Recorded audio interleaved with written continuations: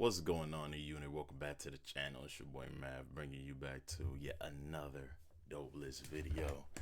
Today's list video, we're gonna talk about my top 10 favorite NBA Finals teams uh, of all time. I forgot to put that of all time ranking in there. Matter of fact, let's do that.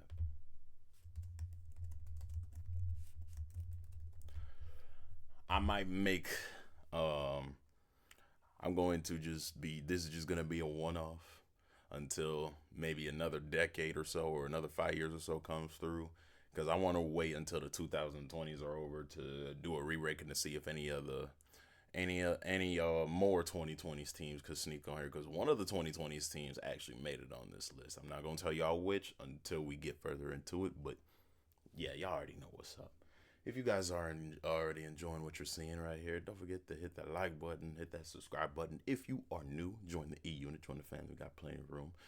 And leave a comment if you disagree with who I think are the 10 best NBA Finals teams of all time. Um, well, my favorite. You can have your favorites, because remember, you can have your own list if you can't respect my opinions.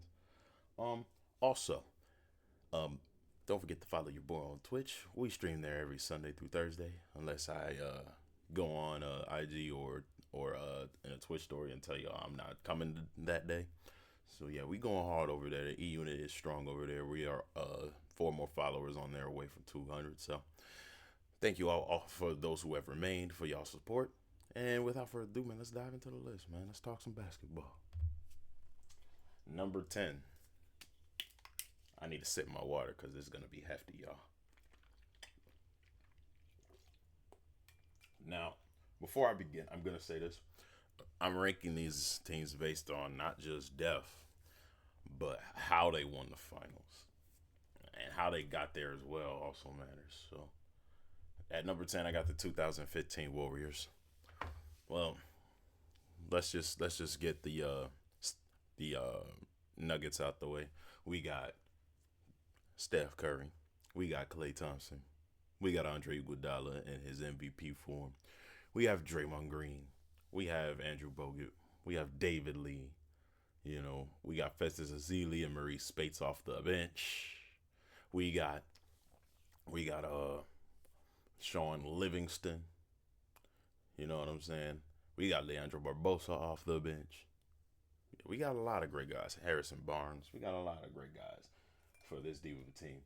This finals run actually inspired a lot of coaches to um,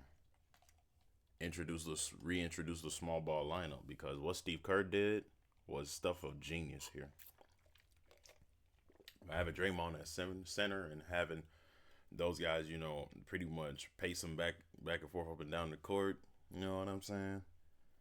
Shit was hard. And then, like, I remember in the last game, they held LeBron to 13 or 33 field goal shooting, which is not a very good percentage. You know what I'm saying? And a lot of people think Curry should have got this MVP, but Curry is a one-way player. You know what I'm saying? And like I said, there's a lot of players I like on this team, and this was before the Warriors hype and all of that would get out of control. This was way before that. I like I liked them around this year because you know you didn't know that they were coming because the year previous they got eliminated by the Los Angeles Clippers, and David Lee was in and out the starting lineup because of injury, so you didn't know if he was going to be a factor or not. In which he was a light off the bench, because by the time the finals came, he did get healthy, but he didn't play most of the playoffs. So, and y'all know that's my favorite, one of my favorite Warriors of all time. So, but yeah, man. Overall, the reason why this team isn't higher is because Curry and Clay were the only star powers. And on top of that, they played small. But going into number 9, um, I had a tough decision to make because I really, really loved the redemption arc of Kobe Bryant. But if I had to pick one of the teams that had to make it from that period, it's the 2009 version of the Lakers. Now, hold on now. Hold on now. Not to discredit Ron Artest and his impact and his greatness and all that, but I put this uh, version of the Lakers on here because Kobe was way more dominant in this series. Like he was out like a shark who smelled blood. You know what I'm saying? Um, like the Magic couldn't really stop this team. You know what I'm saying? Like they got psyched out so bad that Courtney Lee blew that point blank layup in one of the games during in the clutch. And then I'll never forget how amazing of a fourth quarter game in game three. Or was it game four? I think it was game four where Derek Fisher hit like two, three threes in a row. And then one of them was in Jameer Nelson's face. He just pulled up and was like, ugh. Iconic. Iconic. Felt more like a dominance. I know the finals was lopsided, but think about it. Think about it. You had Kobe, you had Powell, you had Derek, aka Defus, you had Lamar, you had Shannon Brown, you had Trevor Threes on his team, Shasha Vujacic, Jordan Farmer. You had a lot of great talent, and Andrew Bynum had came back off of knee surgery. This team was freaking loaded.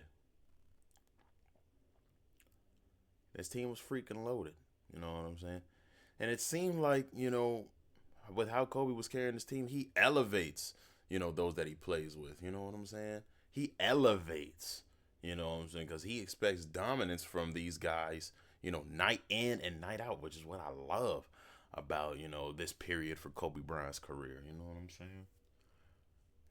And then, like, when you pay attention to the numbers, let's see.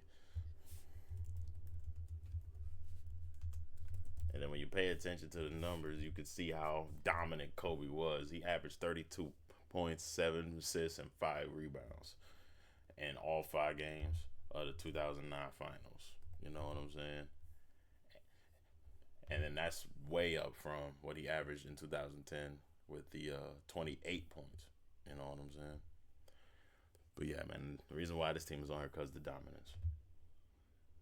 Now, from a team that was dominant offensively, let's move on to a team that was dominant defensively. Coming in at number 8, we got the 2021 Milwaukee Bucks. Hey, don't throw no shade toward that boy Giannis, all right? That boy Giannis went from playoff unsure, finals unsure, to one of the greatest power forwards in the game with this series. Because Giannis had to deal with a lot of BS. And remember, it's not just the path they took. It's not just the path they took because they did beat Atlanta. You know what I'm saying? Minus Trae Young to get here. You know what I'm saying? But their toughest test was against. I think they played against. Philly. And then Philly was fully healthy, and they have MVP Joel. So yeah, there's that. And then I want to say in the first round they beat Miami. I want to say that too. But regardless of who they did or did beat in the first round, they had a pretty good path. And then furthermore, look at how dominant this team was from a roster perspective. You had Giannis. You had a prime Chris Middleton. You had Drew Holiday who was one of their ultimate glue guys. You had PJ Tucker, another glue guy that could defend very well. You had Brook Lopez who could stretch and defend. You got the same thing with Bobby Portis coming off the bench. You had DDV and Pat Connaughton off the bench and Mike Budenholzer as the freaking head coach. You can't go wrong with a roster like this. And then here's where most of the argument is made. It's how they won the NBA Finals. That made me want to put them on this because they were down 2-0. They were down 2-0. And they caught all the way back up. Once game 2 was said and done, and Monty Williams thought it was okay to put DeAndre Ayton on Giannis, man, Milwaukee started torching their asses, bro. It was a reverse sweep. It was a reverse sweep. Because they never won another game after this. They never won another game after this. I'm telling you. I mean the Suns. You know what I'm saying? And Charles Barkley could do nothing but weep over that loss, man. But as somebody who is, a pro Midwest guy, except for Green Bay Packers, I didn't mind seeing the Bucks handling their business because that's our next door neighbor. You know what I'm saying? Because I'm from Minnesota, so yeah. Plus, the Bucks are on the Eastern Conference. They're not really a rival like that to my Timberwolves, so I could cheer them on. I could cheer them on. You know what I'm saying? Plus, Drew Holiday and Brook Lopez were two of my favorite players in the league at a point, and I felt so happy to see them finally get their the respect they deserved for sure, for sure. But yeah, man, shout out to Giannis, man. He really deserved it. He really put on a heater on this series, man. Fought through all the crowd noise and while he was at the free throw line, made the clutch free throws, dropped a damn near a 50 bag on them niggas, man. Damn a 50 bag on them niggas during one of them games, man. So yeah, well deserved title. And this was the last year we would get Rachel Nichols, to cover the NBA. This was the last year we would get Rachel Nichols because I remember Giannis handed the trophy over to Rachel Nichols and let her hold it. That was pretty wholesome. Shout out Giannis. But anyway, coming in at number 7, I have the 2006 Miami Heat, and the reason why is because number one, I like the storyline going in to where like as big of an ego as Shaq had, he had to humble down and realize that he was past his prime. Number one. Number two, Gary Payton. And then Gary Payton had a lot of influence on that. He was telling Shaq, hey, man, look, we owe, bro. We owe.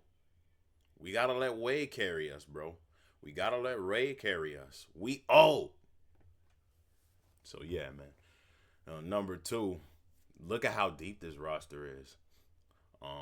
You had Dwayne Wade in his prime, unstoppable. We had Shaq and Shaq and Alonzo Mourning post prime. We had young Udonis Haslem when he had braids. We had a near prime Jason Williams. We had Antoine Walker still in his prime. We had Gary Payton post prime. We had James Posey, who's a nice 3-and-D guy. Jason Capono, who's a sniper. Like, this team is pretty deep. Like, it wasn't full of necessarily like star because the only stars were Wade and Shaq, obviously. Because at this point, Zoe and Gary Payton and Jason Williams were no longer all-star material. So it was just a young guy with a team full of vets, allowing him to carry them to the promised land. That's what I like about this team. You know what I'm saying? They didn't necessarily need to stack the roster full of high-end talent in their prime still. Like, you had one guy in his prime while the rest were post-prime or not developed yet like Udonis was. And y'all still went on one of the best finals runs of all time. That series against Detroit, classic. And just like the Bucks before them, they also overcame a 2-0 deficit against the Dallas Mavericks in the finals. And I liked me some Dirk. You know what I'm saying? I liked me some Dirk. Pause, no Diddy. You know what I'm saying? But I knew Dwayne was eventually going to turn it into another gear once the series got back to Miami, man. Controversy aside, and, people saying that, oh, it was the referees. All of that aside, let's just keep it real, bro. Dwayne averaged 35 points per game and was getting to the free throw line a whole bunch because the Dallas Mavericks could not stop Dwayne at all. The Dallas Mavericks could not stop Dwayne. Like, dude, they had no choice, you hear me? No freaking choice but to foul Dwayne. Okay? This is when he was the Flash. All right? Before he hurt his knees, Dwayne Wade was one of the most unstoppable guards in the league, man. Top 3 literally every year in MVP voting damn near. But Dallas didn't have nobody fast enough to keep up with him. You know what I'm saying? I damn near equate this job to what Giannis did in 2021 because it was pretty much, a guy putting the whole team on his back to recover their team from a big, big deficit.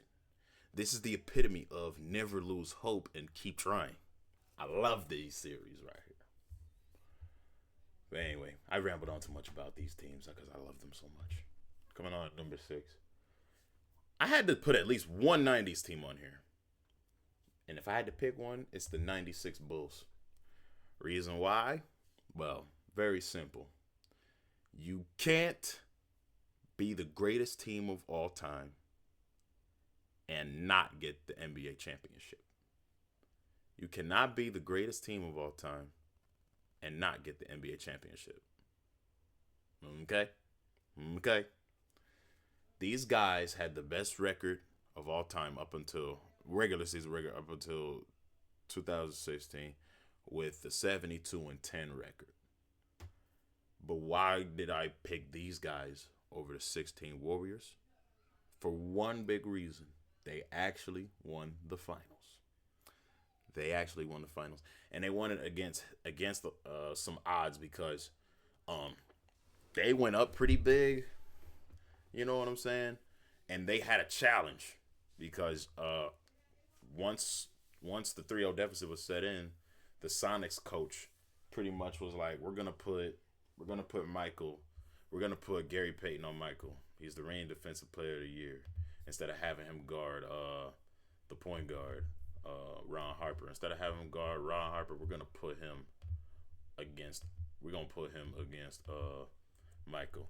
And as frustrated as Michael got, these Bulls still found a way to make it past the Seattle Sonics. You know what I'm saying? And the Seattle Sonics around this time, they were no slouches. You know what I'm saying? They had Shawn Kemp in his prime, Prime Gary Payton, Deadly Shrimp, Nathan Millen. They had a nice little roster. But they fell prey to playing against Jordan in his prime. You know what I'm saying? And then like Chicago had quite the path because the year previous they went up against Orlando and lost. This year they went up against Orlando and swept them to get to the finals. And even before that beat Ewing and Starks and the New York Knicks again. You know what I'm saying? Though these guys were not slouches. This is not, a reflection of, the quote-unquote weak competition that Jordan had to go up to. The 90s were not the plumbers and firemen era. Not by a long shot. You know what I'm saying? When Jordan was in his prime, the Eastern Conference was at the peak of its powers. You know what I'm saying? And the West, historically, they always been tougher. So you already know it's all no love lost. You know what I'm saying? Between whoever Michael was going up against in the West. You know what I'm saying? But furthermore, this proved ultimately why Michael Jeffrey Jordan is the greatest basketball player of all time. And then the next 2 rings afterward, where he beat MVP Karl Malone and he had an iconic shot, was the perfect cap off to his career. You know what I mean? But I had to put the 1996 on here because they were way more dominant than the later teams. So yeah, Michael Jordan's the GOAT. Number 5. If I had to put, speaking of teams that were in the midst of a three-peat, if there's any other dominant team I like to put on here, it's the 2000-2001 Lakers. And a team that also had Ron Harper. Ain't that funny? But yeah, this team had some talent. You know what I'm saying? You had Devin George, you had Ron Harper, Brian Shaw, Robert Horry, Ho Grant, Rick Fox, who's now a big time actor, Isaiah Rada, D Fish, Kobe, and Shaq, all in their primes. Well, Shaq and Kobe. Ho Grant, Ron Harper, and them were out of their prime. But yeah, and then Big Shot Rob as well. And the reason why I put them on here is because when these guys got to the playoffs, couldn't nobody beat them until they got to the finals. They swept their entire Western Conference, dude. Like, they never lost to any Western Conference team in these finals here. Never. That's how unstoppable Kobe and Shaq was when they were at the peak of their powers. Despite their differences of opinion on how to approach the game, they learned to put their egos to the side. And thankfully, Phil Jackson was there to also to assist with that. You know what I'm saying? Like, first round, they beat Portland, who they, almost lost against in the year previous. They swept them. Uh, Second round, Sacramento at the peak of his powers with Chris Webber and Peja and them swept them. Their biggest rival in the West. The third round, conference final, San Antonio Spurs swept them.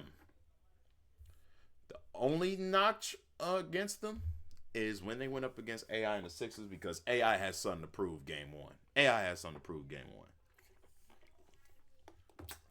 But regardless, they didn't let that affect them. They responded with never letting AI get them again.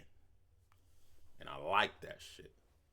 Because once you guys know, like once a team knows that they're that team, they got to do what it takes to maintain dominance. You know what I'm saying? And the 0-1 Lakers definitely are a team that maintain their dominance. So yeah. Shout out Shaq and Kobe and D Fish and all them and Phil Jackson, man. These guys were dominant. They laid the blueprint for the 2017 Warriors to follow by. Only difference is they could accomplish this feat in a much tougher era with a not so stacked team. Okay. Excuse me. Coming in number 4, we got the 2014 San Antonio Spurs. Reason why is because I think at the time they won, they had the largest finals margin of victory of all time against their finals opponent, which was the 2014 Heat, which was the last of the Heatles, the Heat Big Three. You know what I'm saying? Y'all know what I mean by the Heatles. But yeah, this was an absolute manhandling. Like, this was not even like a gentleman's sweep. Like, it felt like a sweep. Like, they only let game 2 slip, you know what I'm saying? Because LeBron could not be denied. But yeah, Kawhi, he was dominant pretty much the whole series. Ginobili, he was on fire this series. Everybody got hot. Ginobili, Parker, Marco Bellinelli, Patrick Mills, Danny Green. Still, you know what I'm saying. He wasn't as hot as the previous year's finals, but he was still hot. Kawhi hitting shot after shot after shot. Shoot, Ginobili dunked on Bosch this series, man. And then, like, what made this finals extra special is that the Spurs were a team full of like international ballers coming on there representing. You know what I'm saying? You had Aaron Baines of Australia, even though he only got minutes because the game was out of reach. We had Thiago Splitter from Brazil, Patrick Mills also from Australia. You had Tony Parker, he's from France. Ginobili is Argentinian. Argentine. We got Manu Ginobili, who is not Manu Ginobili. I'm sorry, Marco Bellinelli, who's Italian. You know what I'm saying? Tony Parker and Boris Diaw are French. You know what I'm saying? And if you want to stretch it, because technically this is an island nation, Tim Duncan is from the Virgin Islands, but that counts as a U.S. territory for those who didn't pass geography class.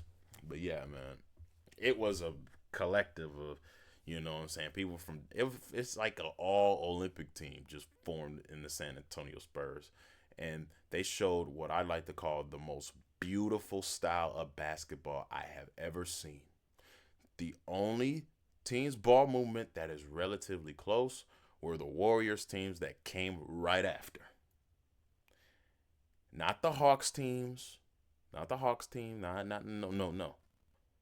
That Warriors team that came right after damn near had ball movement on a similar level to the Spurs. Shout out the Spurs, man. They ended prime LeBron. Coming in at number 3, we got the 2004 Detroit Pistons. And the reason why? Because this team was the ultimate underdog. Because they went up against a very stacked Los Angeles Lakers team that had Kobe, Shaq, Gary Payton, Karl Malone. They had, they still had Rick Fox still. They still had Derek Fisher. The only subtraction that was major was Robert Horry because he went to the Spurs previous offseason. He went to the Spurs during the offseason before this, so That was the only really, really big loss. Other than that, that Lakers team was stacked, but they didn't have heart. They didn't have chemistry. See, this Detroit team, they had chemistry. Um, However, they did have something unorthodox, and what was unorthodox was they didn't have a high end All Star player. You know what I'm saying around this time, because Chauncey Billups wasn't making no All Star rosters. Neither was Ben Wallace at the time. You know what I'm saying? They had the most unconventional team to make it to the NBA Finals and win. That's what I love about this team. Five guys, all selfless, focused on grit and grind and hustle. You know what I'm saying? And playing for each other. You know what I'm saying? Chauncey, Rip, Tayshawn, Big Ben, Sheed. And Sheed was on his way to technically fouling himself out of the league because a lot of teams didn't want him because of his, issues with, running his mouth to refs and all of that. You know what I'm saying? But the fact that they were able to, dismantle the Kobe Shaq Lakers like how they did is stuff of legend. You know what I'm saying? Marring all the outside stuff that was happening around that time, when the Pistons came on the court, they knew that they had the edges on them both mentally and physically. You know what I'm saying? Because it showed on the court. I watched the interview with Chauncey Billups on, I think it was Matt Barnes or Steven Jackson's podcast. I don't remember. It was some podcast. He said that we knew that we couldn't, stop Shaq all at once. So we let Shaq just get his touches whenever he got the ball. And once we knew that, we knew Kobe would get frustrated and start trying to force shots and all of that. Because, they knew Kobe was trying to win the finals on his own. So when they saw Kobe break up the ball, they moved the pressure upwards so that way it could force Shaq out of the paint to try to go and get the ball if the ball was passed to him. You know what I'm saying? They moved the pressure up on Kobe and made him work harder for his shots instead of smarter like he always does. So for that, I respect the hell out of the 2004 Detroit Pistons, man. And then, like I said, I love an underdog story. I really do. I mean, they beat the Nets to get here, who beat them the previous year, too. I got to mention that, too. That was fire, too. Anyway. Second place. Speaking of underdogs, I got to put the team on here that arguably had the greatest playoff run of all time. And that's the 2011 Dallas Mavericks. And why are the 2011 Mavericks this high? Well, simple. Dirk was their only certified All-Star this year. Everybody else was either post-prime or young and developing. Jason Kidd, 38 years old, out of his prime. Jason Terry, towards the downward stroke of his the other mountain of his prime. Pause. Sean Marion, same thing. Dirk Nowitzki, still in the middle of his prime. Tyson Chandler, still very young and developing, especially as a rim protector. Then you had Deshaun Stevenson, who was their starting shooting guard. 3-and-D wing, not as impactful, but still very, very key in some situations, especially when it came to playing that tough defense on LeBron that frazzled him. JJ Barea, pretty much the same thing, but younger. And then, you had Pager coming off the bench. Brandon Haywood, Brian Cardinal, who could shoot decent threes. This team was pretty stacked. You know what I'm saying? But Dirk was the only guy in his prime still. You know what I mean? Dirk was the only guy in his prime still. And even their path, let's talk about it. They beat the Brandon Roy, LaMarcus Aldridge, Gerald Wallace Blazers in 6 games in the first round. And in the second round, they swept the defending champ Los Angeles Lakers, who had Kobe and Pau Gasol on their team. And then in the third round, they beat the Oklahoma City Thunder with Kevin Durant, Serge Ibaka, Russell Westbrook, and James Harden on their team. And then once they got to the finals, everybody thought that Dirk was going to choke again because of what happened when he faced the Heat 5 years ago. But that wasn't the case here. Um, when he went against Wade, LeBron, and Bosh, game one looked like a slaughtering, but game two was when I feel like Dallas got a surge of momentum. You know what I'm saying? Especially when they came back from that huge deficit late in the game, and then Dirk hit that turnaround, not turnaround, sorry. He spun around Bosh and then hit that tough lefty layup off the glass to seal the game, and Wade missed the game-winning three. I felt like Dirk and the Mavericks had an extra burst of momentum, even though they would drop Game Three in Dallas. The next two were big wins because um, those next couple games, LeBron wouldn't show us why he's supposed to be the quote unquote next Jordan or King James or whatever the hell he was supposed to be.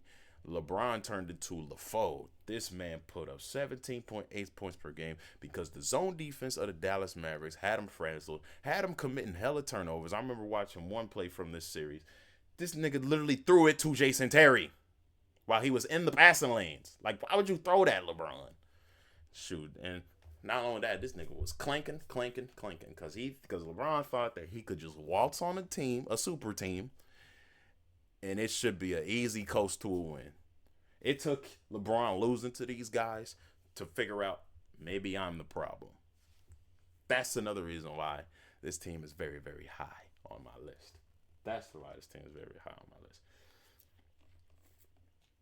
Because you all know, believe you me, you all know how I feel about LeBron. Not number one all time, but definitely somewhere in the top 10 all time. For me. For me. Okay? So please, LeBron heads, please get off my back. Lesexuals, please stop crying to yourselves in the corner. The better team here won because they had more heart. If LeBron would have just showed up instead of being the third leading scorer on his team, I'm not making this entry in this video. LeBron has a three-peat. The facts are the facts. Before I get to number one, we're going to have some, well, not dishonorable, I'm sorry. We're going to have some honorable mentions. 2010 Lakers. I like this team too, but my issue primarily lies with how poorly everybody performed in Game 7 up until like the last quarter because, man, everybody was just clinking. But it still felt good to see Kobe exercise his demons from 2008. It still felt good. I have the 1990 Pistons because they gave Michael Jordan hell. You know what I mean? And more importantly, they gave the LA Lakers hell as well. You know what I'm saying? Because marring Magic Johnson's hamstring injury, this Pistons team actually exercised their demons from years ago in the '88 finals when a phantom foul on Bill Laimbeer was called when he got close to Kareem to bother his legendary hook shot. When he had his hand up like this, they called a phantom foul. And the referee, you know what I'm saying, blow the whistle, even though he was in legal guarding position, which allowed Kareem to get to the free throw line and pretty much seal the series away. The Pistons exercised their demons here in this finals. You know what I'm saying? They got their revenge. Similar to that Lakers team I just got done talking about, that 2010 Lakers team. They got their revenge. So, yeah. 2012 Heat. Now, sexuals, put your lotion away, okay? Because I'm only going to be brief here. I had to put this team in here because this was the most dominant run that LeBron ever had to a championship. This is the best version of LeBron I have ever seen. And I'm like, this is what we needed from you last year, LeBron. When I saw him hoist that championship, when I saw him host a championship trophy and, you know, his massive performance in this finals. You know what I'm saying? I felt like this is what we needed from him the whole time. Why couldn't he do this last year? because like he actually worked on his bag. He actually took time out to do some one on ones with Hakeem and all of that, and work on his jump shot. You know what I mean? Like this is the most complete version of LeBron ever. And also, I gotta throw in this. This was the closest I've ever seen LeBron look like he belongs in the GOAT conversation. This was the closest. You know what I'm saying? Like if you want to put a version of LeBron on it, that deserves GOAT level recognition. It's this one. It's this one. What can I say? 2017 Warriors, and primarily because they also swept the Western Conference, but the reason why they didn't make the list is because they had a greater degree of luck than the 01 Lakers, because Kawhi Leonard, actually no, Zaza Pachulia put his foot in Kawhi's landing zone, letting him roll his ankle, which changed the trajectory of his career from then on. Now, could they have beaten the Spurs even with Kawhi? Absolutely. Would they have swept the Spurs if Kawhi didn't get hurt? Hell no. Especially considering in that first game they had the lead until Kawhi got hurt. So that's a hell no. But regardless of the fact, everybody treated this team like these guys ruined the NBA, which, kind of made me grin for them even more, because they are how do I put it? They were the villains of the NBA. They were the heels of the NBA, especially considering Kevin Durant left, OKC, a team that lost to Golden State in the previous year, to come to Golden State in order to win championships. A smart move, considering he didn't want to retire without no championships, but not so smart in terms of competitive acumen. Like I always say, I don't blame Durant for leaving OKC, but I do blame Durant for going to the Golden State Warriors. And then everybody said, and then all the Lesexuals was complaining Curry was twerking to Kevin Durant and begging him to come from the Hamptons. I'll never forget that. The Curry fan wars versus the LeBron fan wars, and I had to spend so much time busting down both arguments from both sides. They were like, Curry's the greatest point guard of all time. I'm like, is he better than Jason Kidd? Is he better than John Stockton? Is he better than Isaiah Thomas? Is he better than Magic Johnson? And then LeBron's the greatest ever. I'm like, he better than Kobe, better than Jordan, better than Magic, better than Kareem, better than Bill, better than Tim, better than Shaq. But yeah, y'all get it. Alrighty, time for my number one pick. Number one pick. Guys, y'all know me. I'm biased as hell when it came to a certain player that got drafted by Minnesota and became a champion elsewhere. And that somebody is Kevin Garnett. And the 2008 Celtics are my favorite team of all time. Until the Timberwolves get their first championship, this will take number one until further notice. Because of two words. Anything's possible! But furthermore, this team was amazing. How this team was formed was amazing. Like, this arguably is the most, apart from those 2017-18 Warriors, this is one of the most stacked teams, you know what I'm saying, of all time. Like, look at that starting five. Rookie Rondo. We got Ray Allen, still a dominant shooter.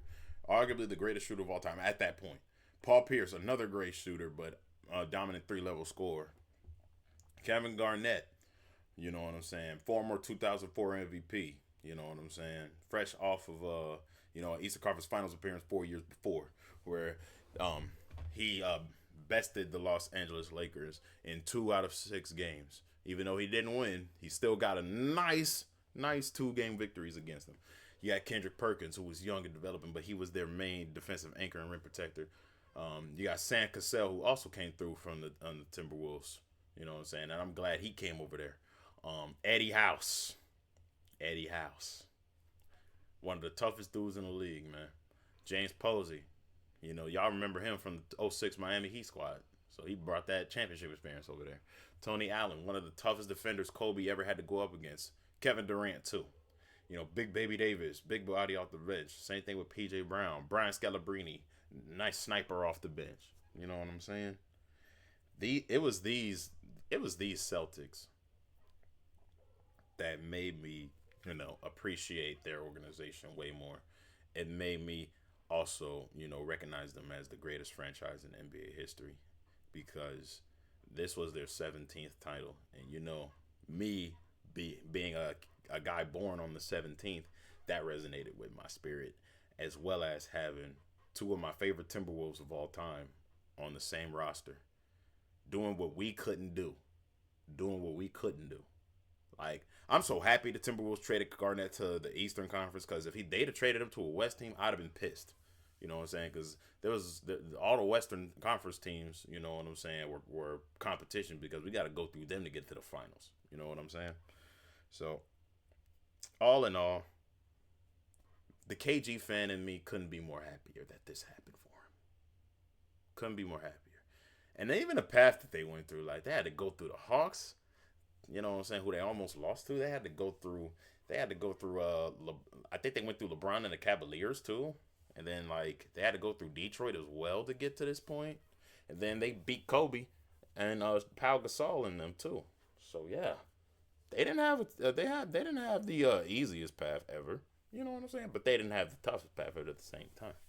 So you got to put some respect on the OA Celtics name. 2 words. Anything is possible. Anything is possible. You know what I'm saying? Oh yeah. Bonus points.